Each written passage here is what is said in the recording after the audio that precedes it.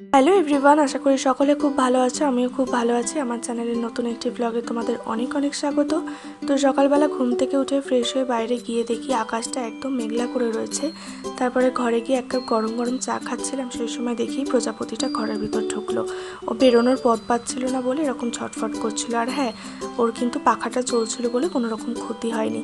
চাটা খেয়ে আমি আর মা বেরিয়ে পড়েছিলাম দোকানে বাবাকে খাবার দিতে যাওয়ার উদ্দেশ্যে। তখনই দেখলাম বাড়ির পাশের পুকুরটা একদম ভর্তি হয়ে গিয়েছে। আর 10টার দিকের খাবারে মা বানিয়েছিল খিচুড়ি, বেগুনি আর ডিম সেদ্ধ, আর সাথে ছিল আমার প্রিয় গোপাল ভাঁড়। তারপরে বেলা বাড়তে স্নান করে নিলাম। আর লাঞ্চে ছিল হচ্ছে মাছের ঝোল, শাক ভাজা আর দুধের সর।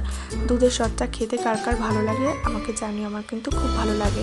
তারপরে বিকেলে পড়ি এসে সন্ধ্যার বাড়িতে পড়ানো শুরু করে দিয়েছিলাম। আর বিকেলে পড়ি আসার সময় একটু চিকেন নিয়ে এসেছিলাম। আমি রান্না করেছিলাম, একটু ভয় ভয় ছিলাম যে কেমন হবে না হবে। তারপরে খেয়ে বুঝলাম খুব একটা মন্দ হয়নি। তো ব্লগটা কেমন লাগলো অবশ্যই জানি।